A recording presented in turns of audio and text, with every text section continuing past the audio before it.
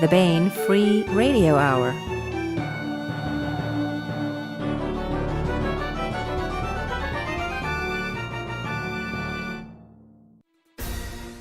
On the podcast, blarg turns out to be a nuanced, semantically coded phoneme used by orcs to express ironic disdain with a measure of respect for one's opponent, to the degree that the attacker believes that they warrant pre-fight softening up, and finally, if ended with a hard G, indicating a desire for strawberry ice cream after the massacre. Plus, we continue with the complete audiobook serialization of Son of the Black Sword by Larry Correia. All right now. Welcome to the Baen Free Radio Hour podcast. It's an honor to have you along. I'm Baen Senior Editor Tony Daniel. This time we have Brendan DuBois on the podcast. Brendan talks about his new novel, Black Triumph, which is the third entry and the finale to his wonderful Dark Victory series of books about humans fighting back against an overwhelming alien invasion that has left teenagers in the trenches. Plus, we continue with the complete audiobook serialization of Larry Correia's great high fantasy novel, Son of the Black Sword. Now, here's the news.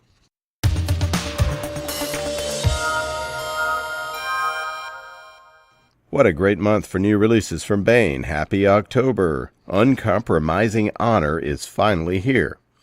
Honor is back. This is it, the climax of the internationally best-selling Honor Harrington series, and Honor is in top form. The time has come. The Manticoran Star Kingdom and its allies go to war against the massive and corrupt Solarian Empire. After a tragic loss, Honor Harrington enters the fray once again. She's filled with steely resolve, possessed of cold competence, and motivated by a fiery determination to take the fight to the enemy and end its menace forever. Also out in October is Black Triumph by Brendan DuBois. The war for the future is on. 16-year-old Randy Knox, a newly minted lieutenant in the U.S. Army, has been fighting the alien creepers since he was 12. At one point, it seems the war was over when the aliens' orbital battle stations have been destroyed, but now a second creeper orbital battle station has arrived. While returning to his home unit, Randy's convoy is ambushed. Separated from his fellow soldiers and his canine companion Thor, Randy faces the ultimate horror: to become a prisoner of war to the aliens. Black Triumph by Brendan DuBois and Uncompromising Honor by David Weber are now available at booksellers everywhere.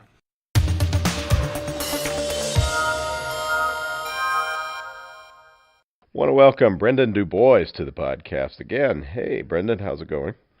It's going great, Tony. How's things with you? All is well in Baen Town.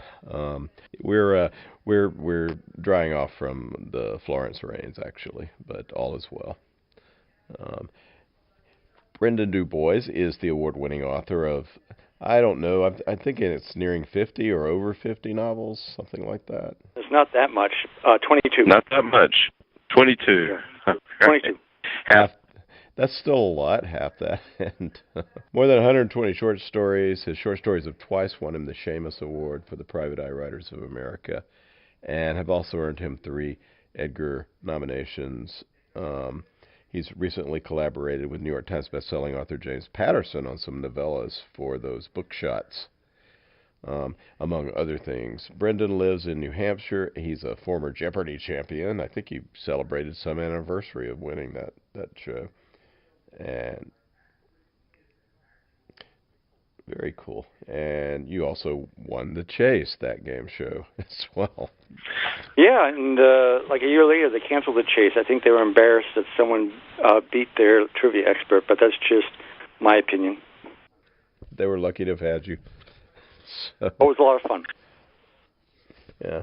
So right now, out of booksellers everywhere is Black Triumph by Brendan DuBois, which is the third and the finale book in this great 3-book series called, I guess we're calling it Dark Victory series.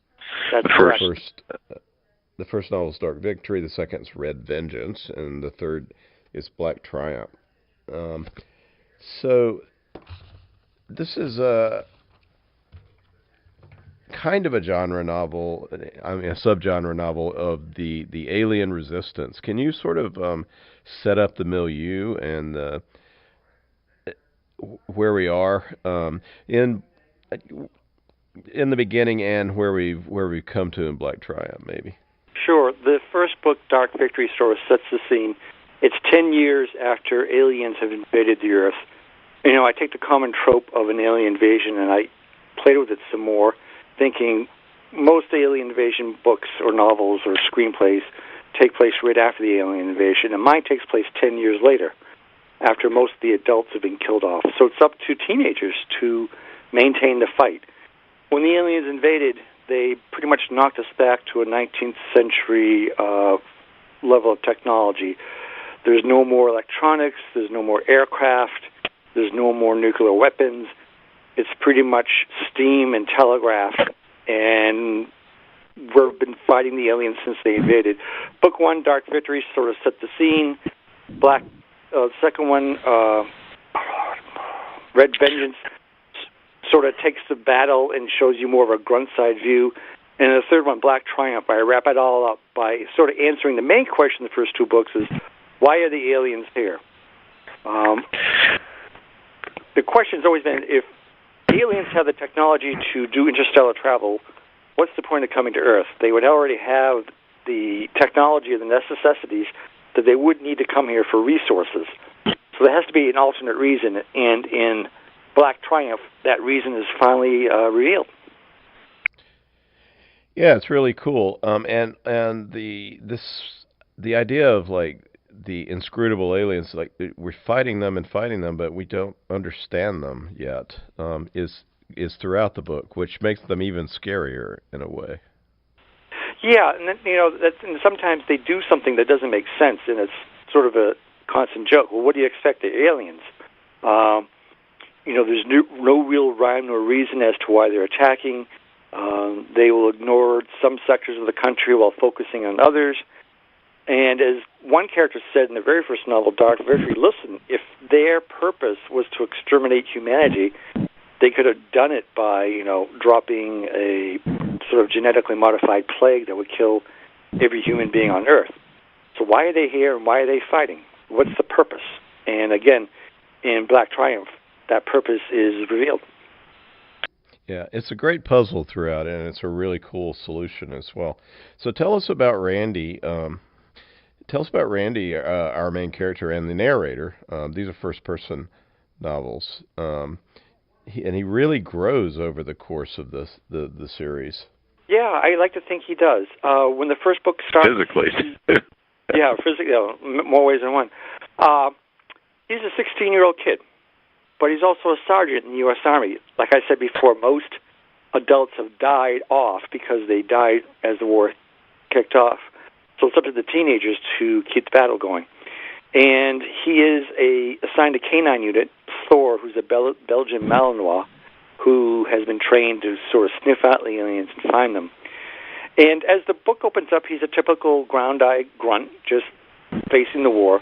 But eventually he becomes more in tune and aware as to what's going on in a more strategic, wide sense. And that comes to play in Red Vengeance, where he sort of gets a hint of, he's learning more about the battles, he's learning more about himself, but he's also learning more about why the aliens are here. And in Book 3, not to give out too much, but then again, it's not much of a spoiler because it happens in Chapter 3, he gets captured by the alien. And for every soldier on planet Earth, that's the ultimate horror, to be captured by an alien, because no one ever escapes after they've been captured by an alien. And there's just whispers and rumors of horrible things that happen. And sometimes even squads of soldiers, when they realize they're about to be captured, actually kill themselves. They'd rather kill themselves than become a prisoner of war. So the book opens up with like a running gun battle, and pretty soon Randy's alone. And in a very heartbreaking scene, again, no spoiler because it happens early on, he has to send his best friend, Thor, Belgian Malinois dog that's been at his side for years, he has to order him to go away, otherwise the dog would be killed. And then he gets captured, and things really take off from there. I love the idea that there's a word, a command word that this dog has been taught to obey, to go home at all costs. And I think and it's Asgard in this book. So he's been trained. If he is told to command Asgard to leave the battlefield and return home to base, because these dogs are valuable. They've been trained, and when it comes to a soldier or a dog, the army wants to save the dog first. Grim, but that's the way it goes. Well, that's because the dogs can smell the creepers coming, right? Smell them, and they can track them. Yep.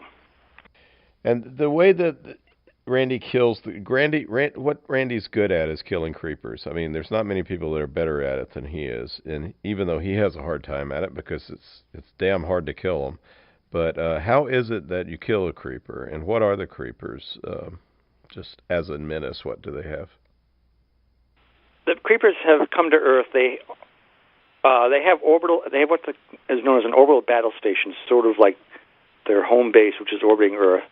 They also have something called killer stealth satellites, which are in a network around Earth that detect any use of electronics. So if it detects electronics being used, like a computer being booted up, or a high-tech vehicle or an aircraft, within that piece of electronics is destroyed, either via a laser beam or a proton beam or what's called a rod from God. They also have what's known as a base dome, where it's an impenetrable dome where the aliens reside on Earth. And there are three types of creepers.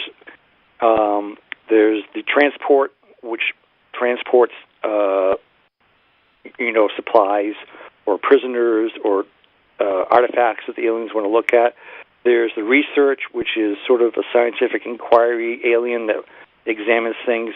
And then there's the battle creeper, which is just, set out to fight. And they're in very heavily armored arthropods, which are impenetrable to almost everything. But over the years, found that there is a membrane of such that allows the aliens to process human air, and if you use a certain type of binary nerve gas, it will kill the aliens dead. And that's about the only weapon that can be used.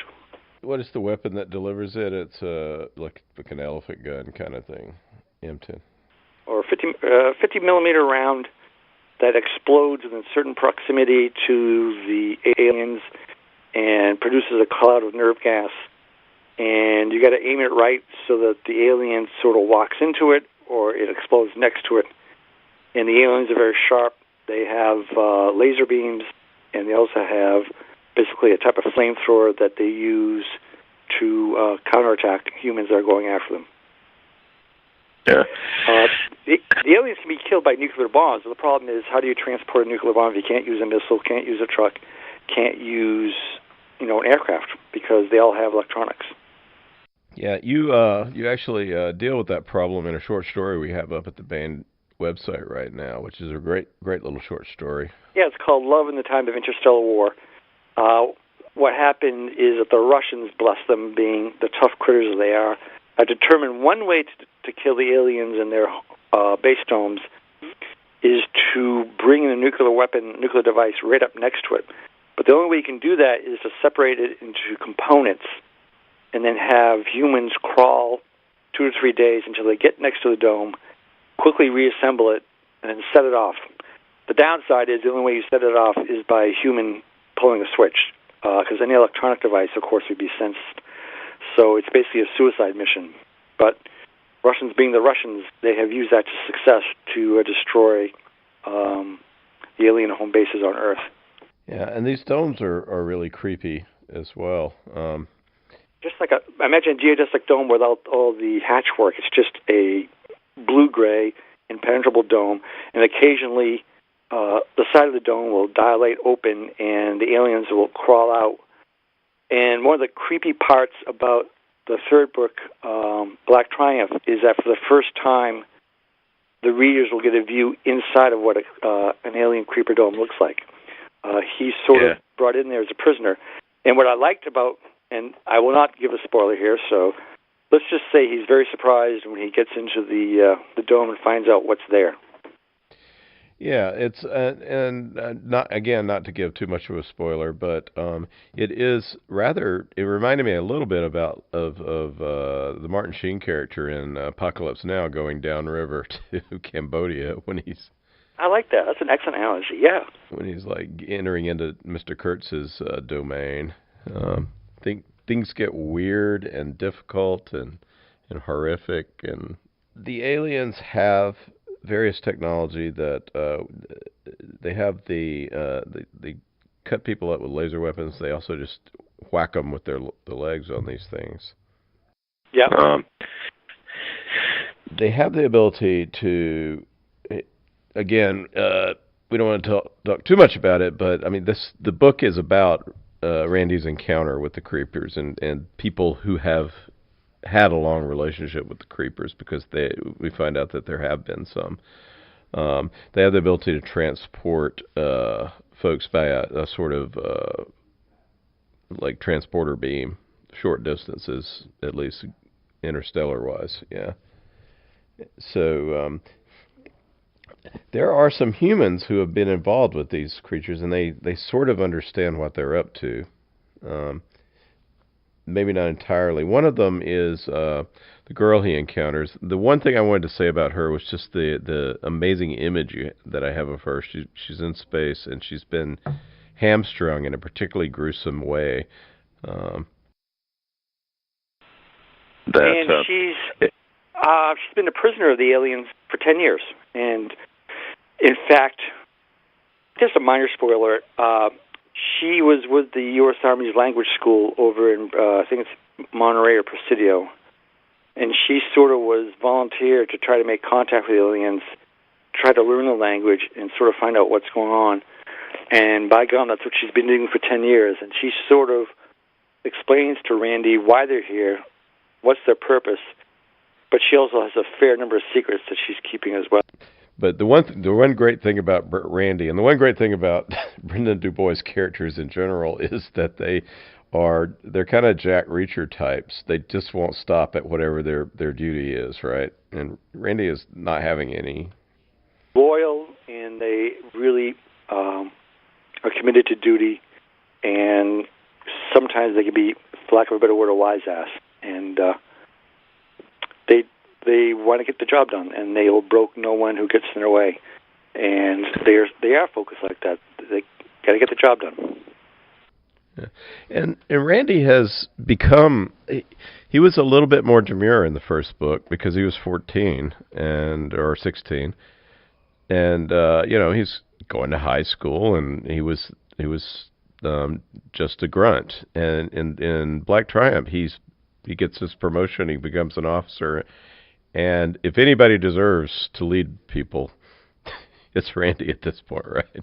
Well, I would agree. Yeah, he's been to hell and back, and he's gained a lot of experience, and he's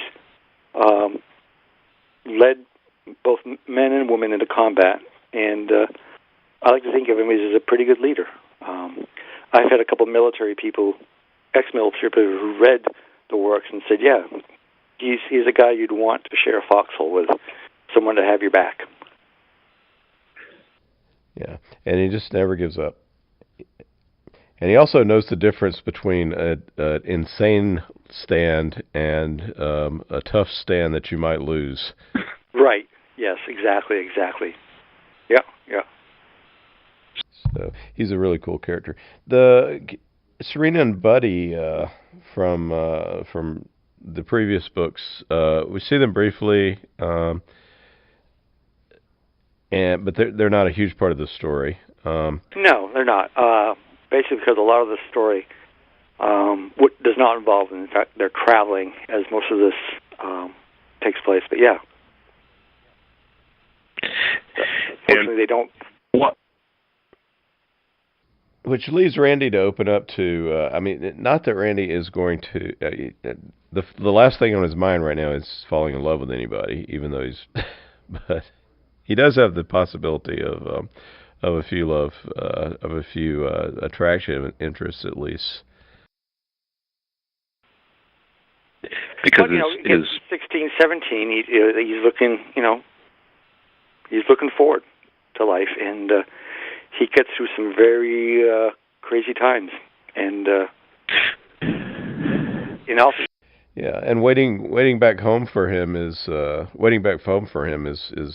dear Abby, who's a lot of surprises. Randy encounters humans from other parts of the world, like Australians and Nepalese, and some refugees who have an interesting life. And I'd say there's a satisfactory ending to the trilogy. That I think it's very satisfying. Yeah, it's really cool. So reflect back on the trilogy maybe a little bit and tell us about its conception and how you, just as from a meta writer sort of point of view, how you brought it in and such. I grew up loving science fiction and fantasy. That's all I read. And I sort of slid into writing mystery fiction because I was very mercenary. I started writing mystery fiction. I started selling it. So that sort of put me to that career path. But I still had the love. And a few years back, I was between mystery novels, and I said, let's take some time. Let's experiment. Let's have some fun writing science fiction novels. So I started Dark Victory just from the first chapter. I just knew the first chapter, and I wrote it, and I said, oh, this is a lot of fun. And as I was writing it, I was creating the world at the same time, which kids don't try that at home. It's tricky stuff. And when it was done, my agent at the time said, oh, can't sell this. It's unsaleable for whatever reason. But Toni Weisskopf, the publisher of Baen, sent me a note saying how much she enjoyed one of my mystery novels, and so I sent her a note saying thank you. And by the way, I have this science fiction novel. Would you take a look at it? So I think you and Toni Weisskopf both looked at it, and I think you said you're 4/5 of the way there. It needs a better ending, and yeah, we worked on the ending, and it worked. And I left a little opening for a sequel, and bless your souls, a few months after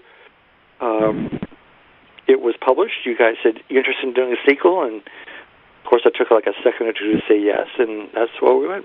So it was a great series to write. I really enjoyed it. And it satisfied a dream I had as a 12-year-old kid to write a science fiction novel. And the fact that I actually published a trilogy, that was just beyond the pale. So.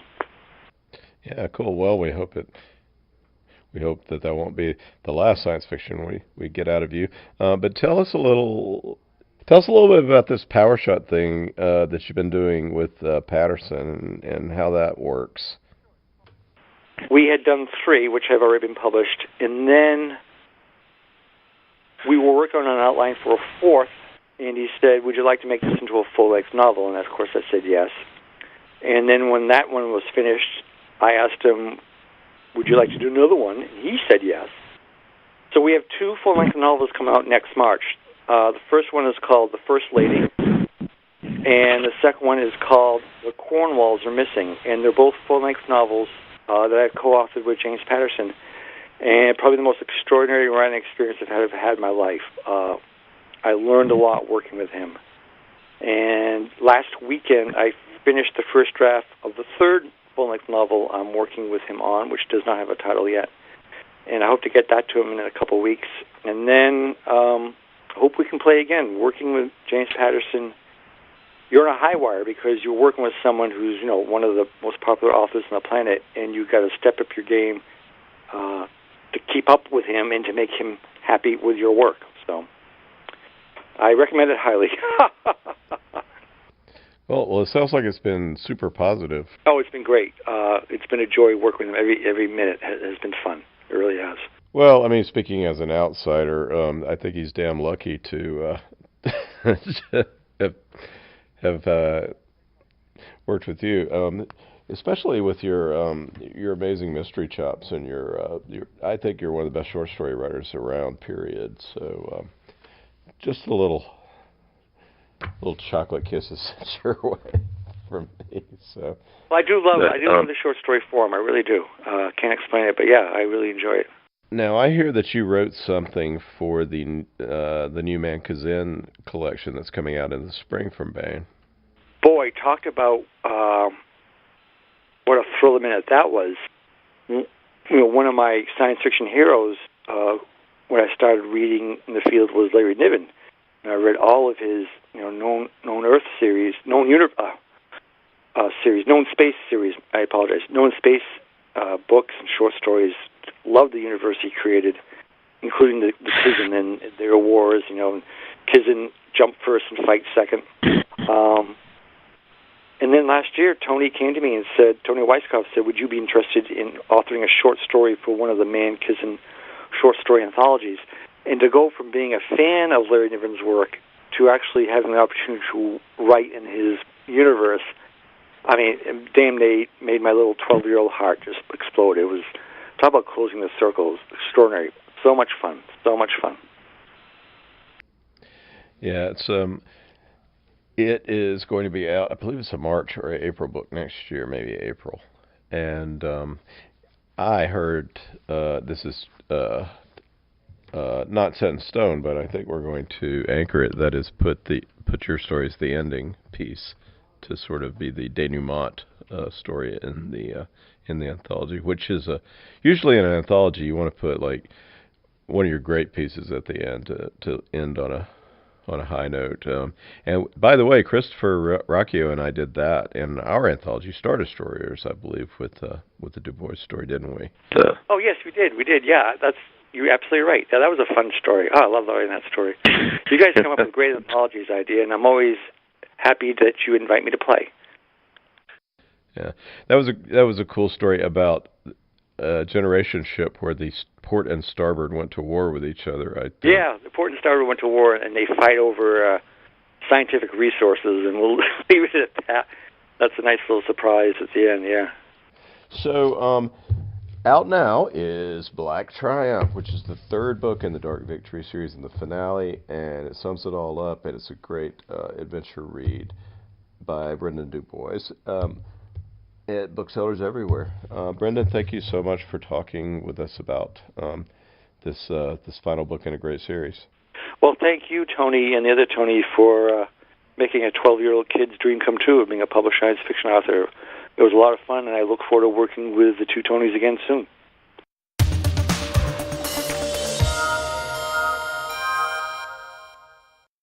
Now we continue with the complete audiobook serialization of Son of the Black Sword by Larry Correia, Book 1 in the saga of the Forgotten Warrior. After the War of the Gods, the demons were cast out and fell to the world. Mankind was nearly eradicated by the seemingly unstoppable beasts, until the gods sent the great hero Ram Rowan to save them. He united the tribes, gave them magic, and drove the demons into the sea.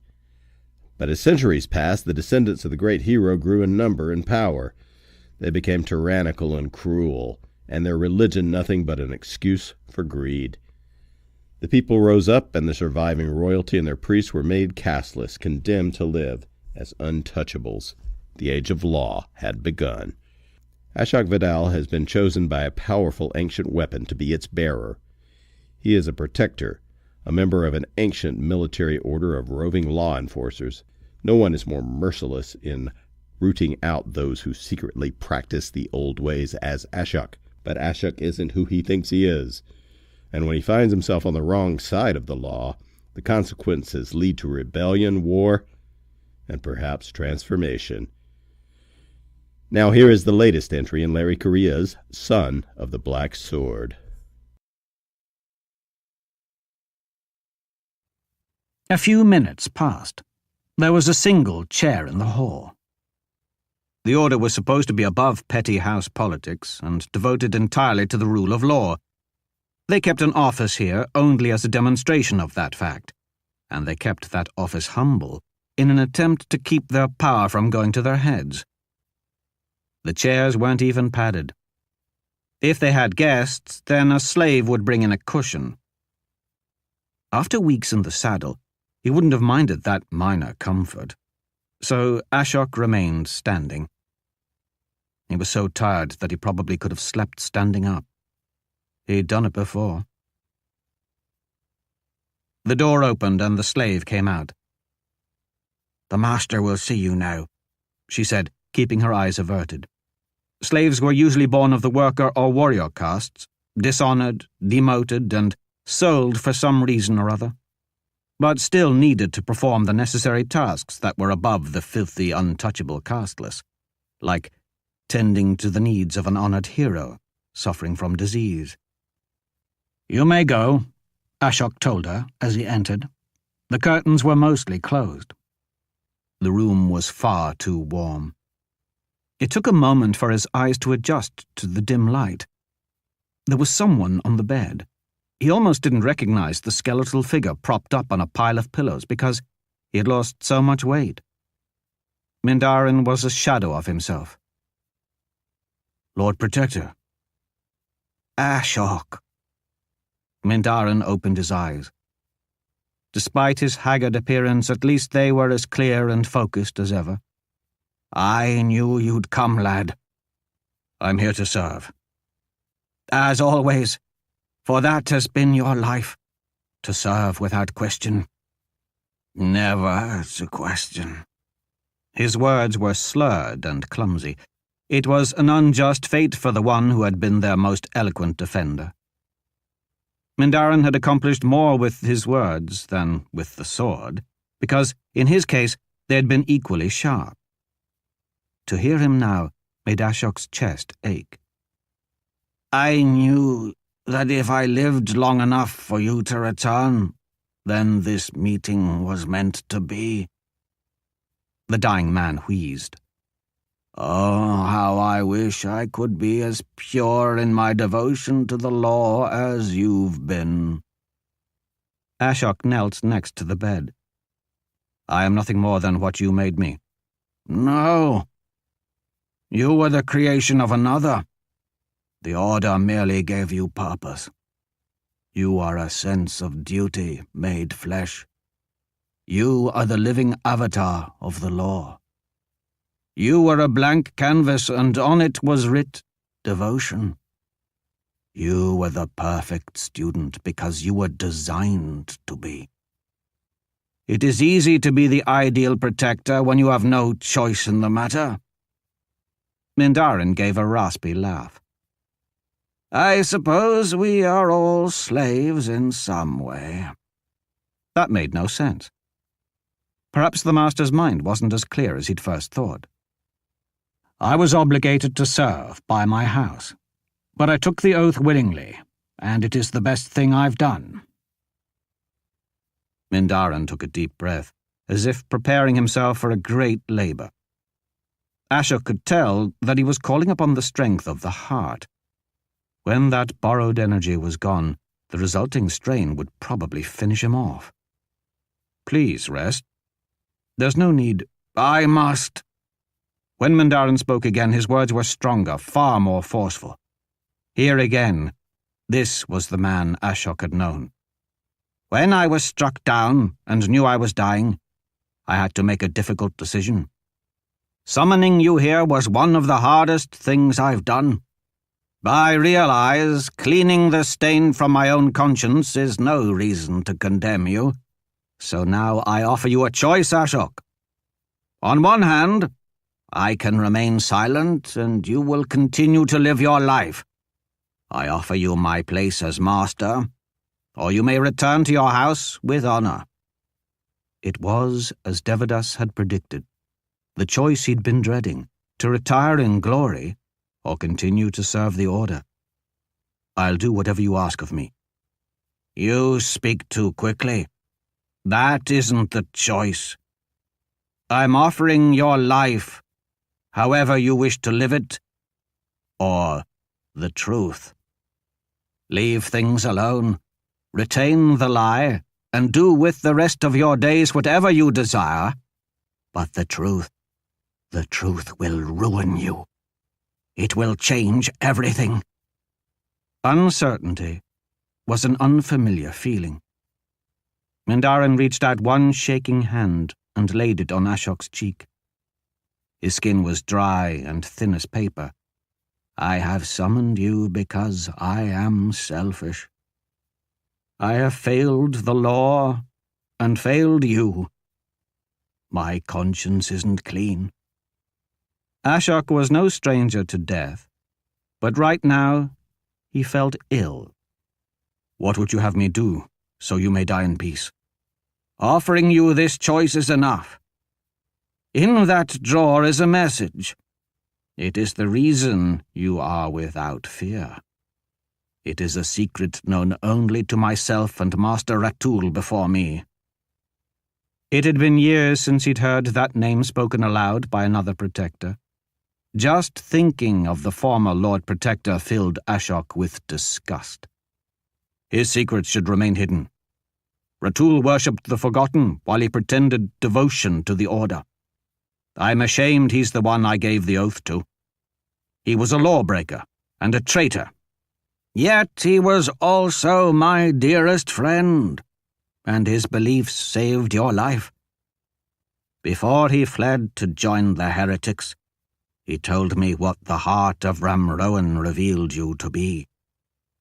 Ramrowan? It was the first time Ashok heard the heart of the mountain given that unfamiliar name.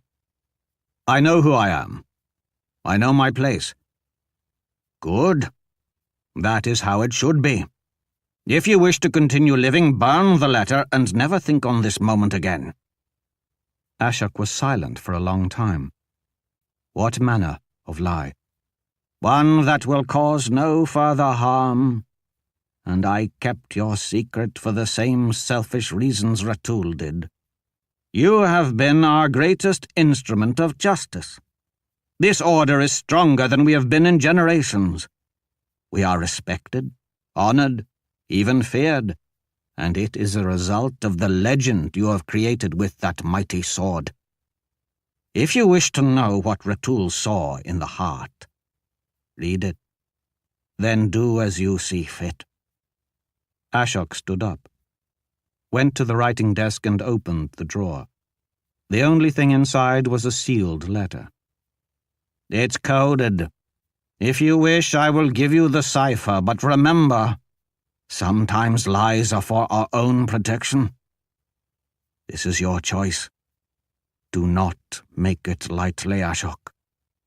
Was this some sort of test? A trick? He reached for the letter and then hesitated. "What does the law say I should do?" "For once in your life, do not make this about the law." Mindaran's words showed surprising strength. "But the law is everything." Ashok picked up the letter. His face was flushed, his hands trembling. He was growing angry and wasn't even sure why. "You know I was never one for your puzzles and word games. I'm not one for your riddles to be solved. I am a protector. You are a killer. And the best one we've ever had." Ashok snarled. "You tell me what to do and I do it. Point me toward the violators and I destroy them. Punishing the lawbreakers and striking terror in the hearts of those who even think of stepping over the line, that is my place. I follow orders. I keep order. I don't choose. There's no choice. If this is some sort of test of my worthiness, Angru Vidal decided that a long time ago. The question then became, how many lies were we willing to tell to justify its decision?" The borrowed vitality was beginning to leave Mindaran. His skin turned ashen, his voice lost its previous strength, and he seemed to melt back into the bed once again. Nothing but a shadow, skeletal as the guardians on the mountain. "It's remarkable what we can forget. We've forgotten our gods. Compared to that, what is one life? I don't have enough time left to keep the lies straight anymore, Ashok. With truth comes suffering. With ignorance comes freedom. Choose." He quoted his lessons from memory. "There is no freedom. Every man has a place." Then he recalled the stubborn casteless who'd refused to give up his spear on the beach in Gujarat. "Truth doesn't change the law." "Choose." Ashok broke the seal.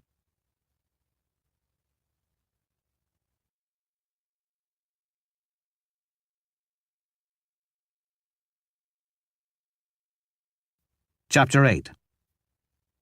20 years ago. As the richest, most powerful house, Vidal was the last to be announced during the induction ceremony. Aunt Bidea had prepared Ashok for this by explaining that it was all politics. Vidal could afford to wait. It tells our rivals that we saved the best for last. Ashok found the Protector's audience chamber to be surprisingly humble. Perhaps it was because he was used to the beauty of Vidal Holdings that he connoted power with opulence. Except the Protectors were powerful, and their audience chamber had less decoration than a Vidal horse stable. The simple room was crowded with representatives of every great house and their candidates for obligation. Everyone was dressed in furs or thick robes, and their breath could be seen in the air. The windows were open. The ceremonial chamber wasn't heated. It wasn't as if a militant order with the blessing of the Inquisition couldn't afford to run the furnace. It was the Protector's way of telling their guests that they didn't give a damn about anyone's comfort. The representative from House Vaucan finished his long description of his charge's exploits, accomplishments, and championships. The oldest was only 13 years old, so he couldn't have done that much, but that was the game. The tales were surely exaggerated, but this part was all about trying to outdo the other houses. Whoever gave the most valuable obligations would be able to brag about it in the courts. Ashok didn't understand these games that his aunt spoke about, but he understood honor, duty, and the law. Each of those things demanded that he be here now. The Protector in charge of the ceremony walked in front of the kneeling young men, inspecting them. Once satisfied, he made a mark on his scroll. The Order thanks Great House Vaucan for their generous obligation of 7 sons of the warrior caste and 1 son of the first caste. He sounded bored. They will proceed to testing. Despite the Order's power, the protectors of the law were few in number.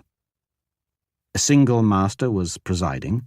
His witnesses were a senior and a few other acolytes, barely older than the boys who were being obligated. While the presenters and their chargers had decorated their winter clothing with ornaments, jewelry, and silks dyed the colors of their houses, the protectors were dressed in drab cloaks, fit for workers. The master checked his list again as he moved to the end of the line. Great House Vidal has brought a single candidate. Your lady must not be aware of our failure rate. The other presenters were curious. The dumb ones found that amusing. The smart ones realized that Vidal was up to something.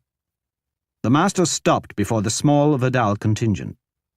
He stood there for a while in the cold winter sun, taking his time. Ashok kept his back straight and his eyes fixed on a crack in the wall as the old man studied him. Present your obligation. The other presenters were arbiters and other courtly types. Ashok was the only one being introduced by a wizard. Kuehl was a small, quiet, odd-looking fellow. He stepped out of line and cleared his throat before speaking. On behalf of Bidea, Thakur of Great House Vidal, as per our contract, I obligate to the Order of Protectors the second son of deceased Jaish of the first caste, who was once arbiter of Goda province. Here is Ashok, aged 10 years. A single candidate, and the youngest one here. This will end well, the Protector muttered. Everyone heard that, and there was a bit of laughter. Ashok kept his gaze fixed on a distant point and showed no emotion, just as he'd been taught.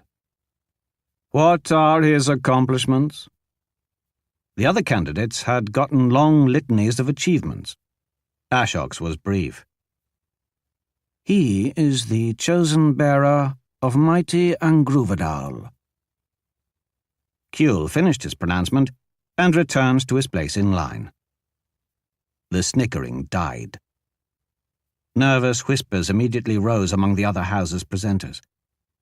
Angruvidal? Several of them broke protocol by turning their heads to try and catch a glimpse of the sword, sheathed at the boy's side. All they would be able to see was that it appeared to be far too long for him to wield it worth a damn. They would be incorrect. "What?" The old protector glanced at the wizard, then at Ashok, then at his list, and back at the wizard. "House Vidal is obligating the bearer of its ancestor blade." "You are correct, Lord Protector." Kuehl bowed respectfully. "Which is why we believe just the one will be sufficient." The other nervous young men who were being obligated to the order kept their eyes forward.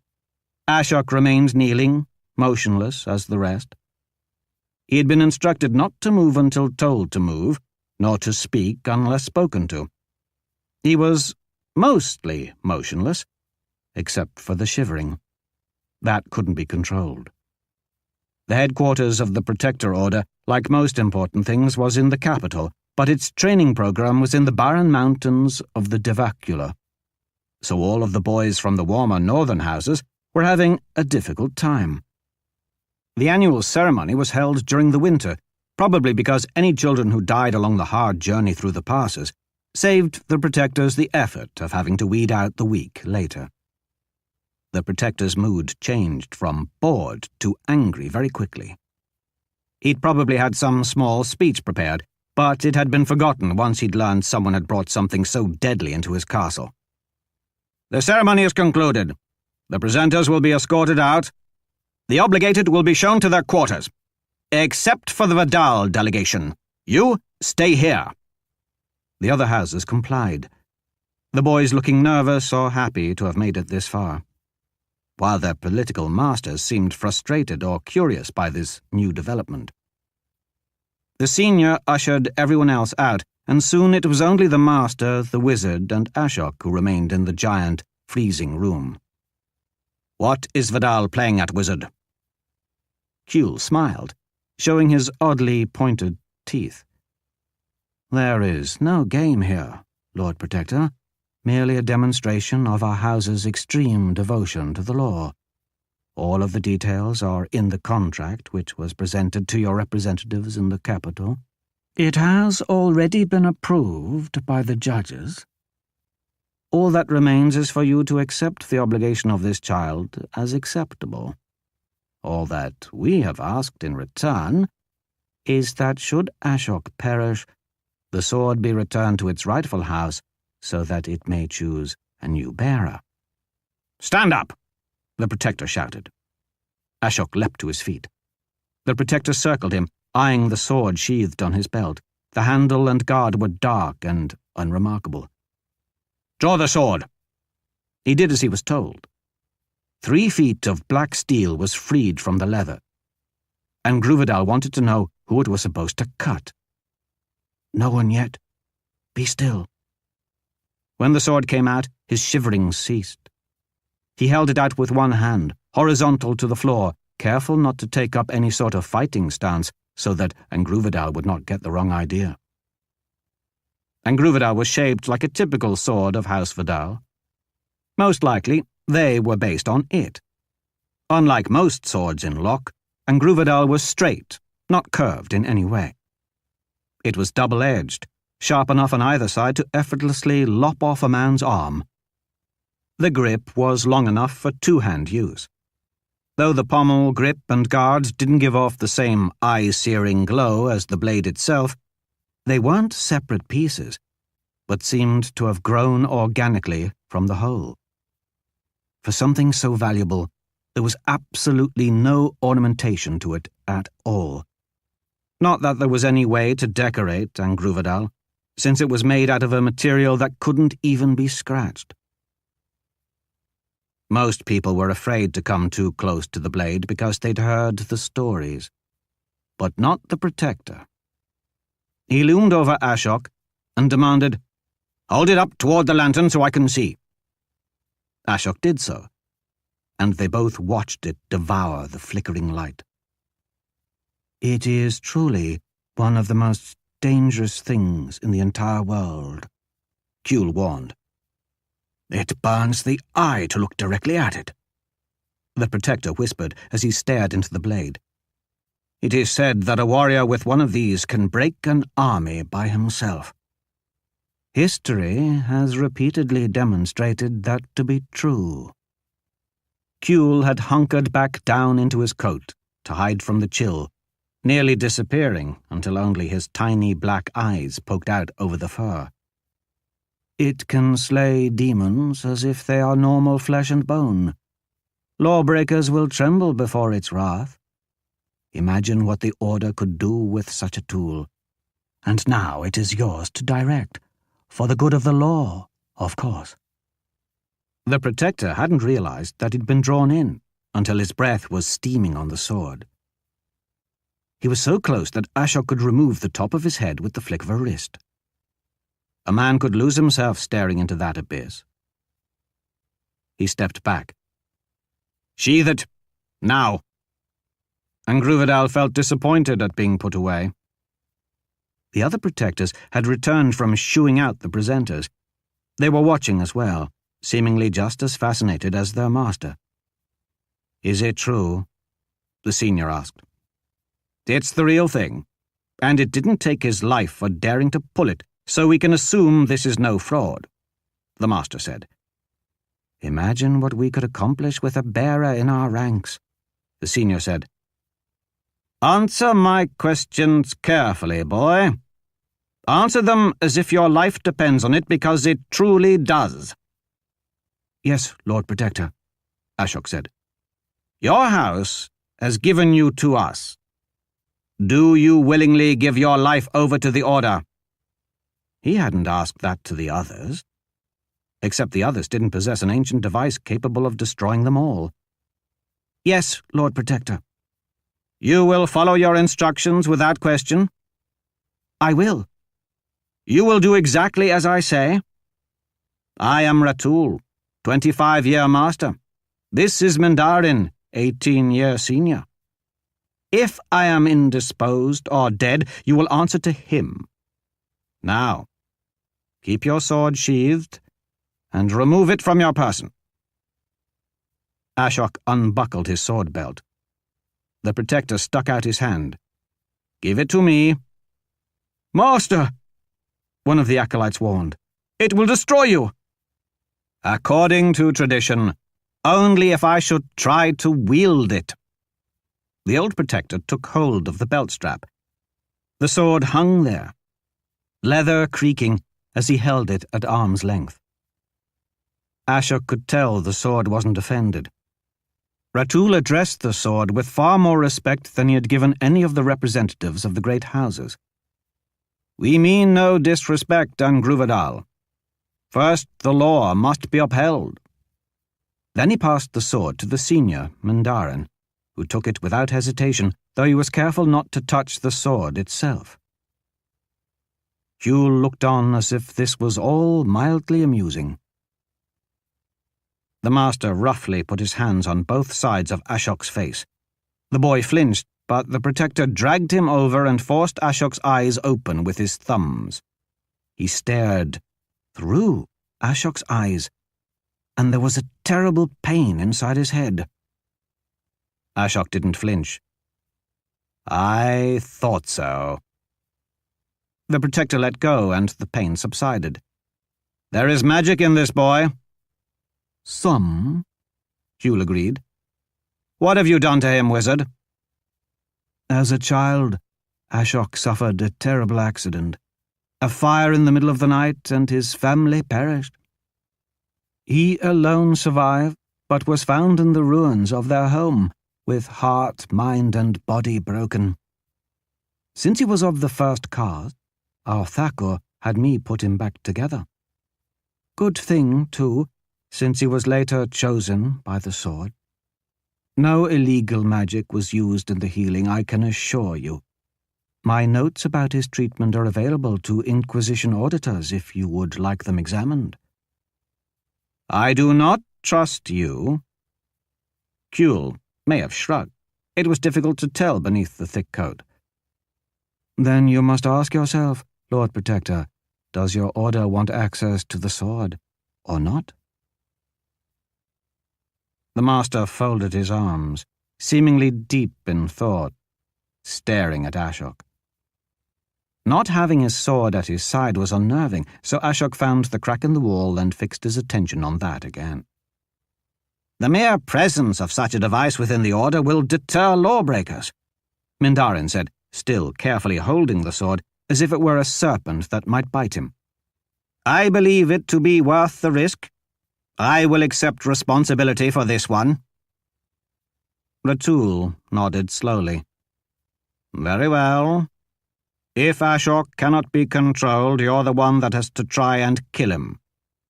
Note, I said try. You've not seen what a bearer can do. He turned his back to Kuhl. Wizard, your house's obligation has been accepted. Get out. Kuhl bowed again, then turned and shuffled out the door without another word. Even though Ashok had lived in the wizard's household while he'd been healing from the accident, there wasn't so much as a farewell. Ashok kept staring at the crack while the protectors clustered around the hanging sword. Do those Vidal fools have any idea of the risk they are taking?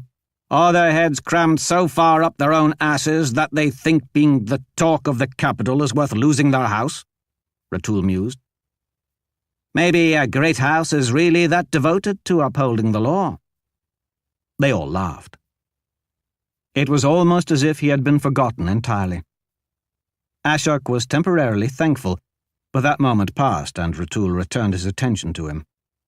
Ashok, you are now an acolyte in the Order of Protectors. Your training begins immediately. Devadas will escort you to the barracks.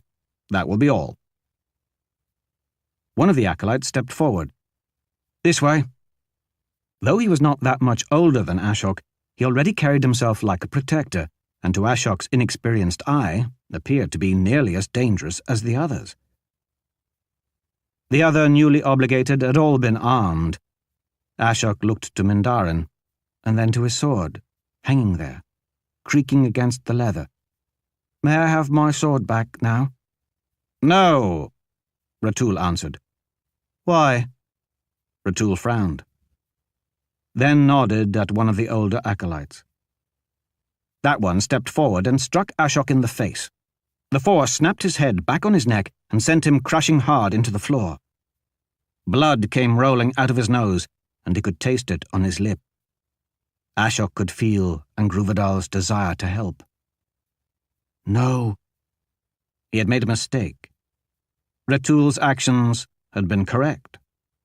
Ashok held no animosity. The sword was content. Questioning and order. Already you're off to a fine start. Lord Protector, if I may, Devadas interjected.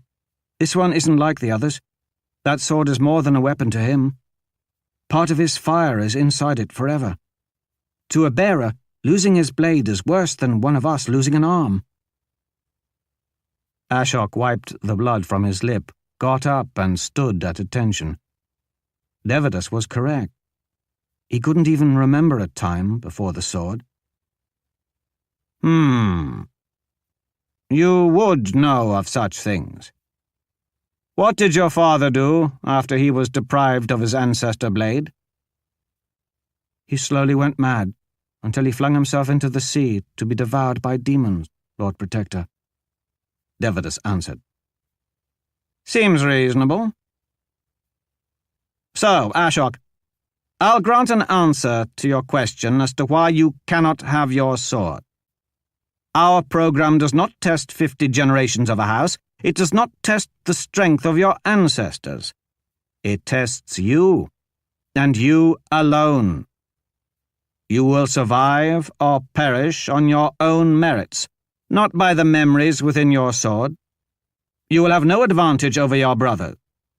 If you fail and live, it will be returned to you. If you fail and die, it will be returned to your house along with your corpse. If you go insane, the nearest ocean is 200 miles that direction. But since we're on the side of a mountain, there are plenty of places to leap to your death if you are so inclined. You certainly wouldn't be the first acolyte to do so. Ashok continued staring at the wall, Ratul correctly took that as assent. "Know this, Ashok. There is no room in the order for weakness, so I will not give you a crutch. To do so would only make you weaker than you could be. The law is only as strong as those who enforce it. If you last long enough to prove that you are worthy on your own to be one of us, then I will return your sword. Until then, it will remain in our vault. Don't worry. None of us are fool enough to try to use it, and if anyone unworthy attempts to steal it, we both know what the sword will do to them. You are dismissed." The barracks were as frigid as the audience chamber. There were no beds, just woven mats on the floor. Devadas directed Ashok toward one corner. "You will be issued a uniform and basic supplies. Get some rest. Tomorrow is going to be the hardest day of your life. Then it will get worse. Thank you for explaining my hesitation to Master Ratul. It was the truth, nothing more. That's our job. When you've gained the respect of your seniors, you'll be allowed to speak freely as well. Until then, it's best if you keep your mouth shut. Your father was a bearer. Perhaps I did not emphasize mouth shut," Devadas said. "At this rate, I'll be amazed if you last a week." Ashok bowed. Annoyed, the older student just shook his head and left the barracks. The sleeping mat was very thin. He could feel the cold of the floor seeping through it already.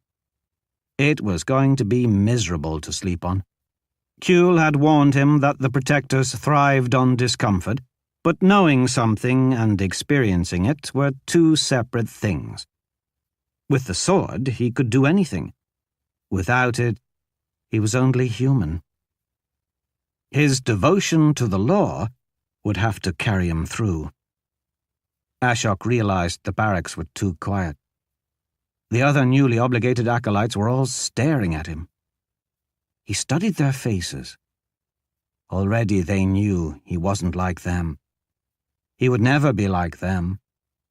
No matter how hard they trained, or how much courage they had in their hearts or strength in their arms, they would never be his equal. So be it.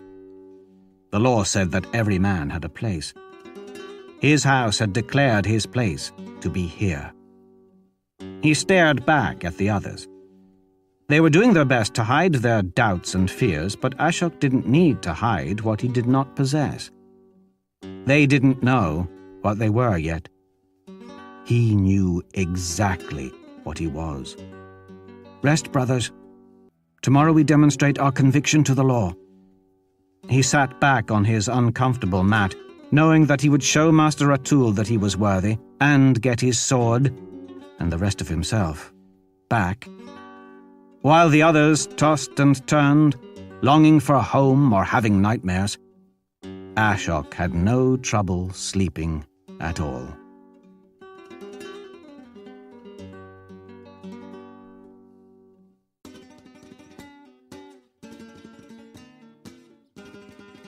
That was another entry in the complete audiobook serialization of Son of the Black Sword by Larry Correia. And that's it for the podcast. Thanks to Audible.com and to podcast theme composer Ruth Judkowitz. And a round of fireworks, lollipops, seahorses, and other surrealistic cross-dimensional invaders come to offer their huzzas, wowzas, and what's up, plus terrestrial thanks and praise for Brendan DuBois, author of Black Triumph.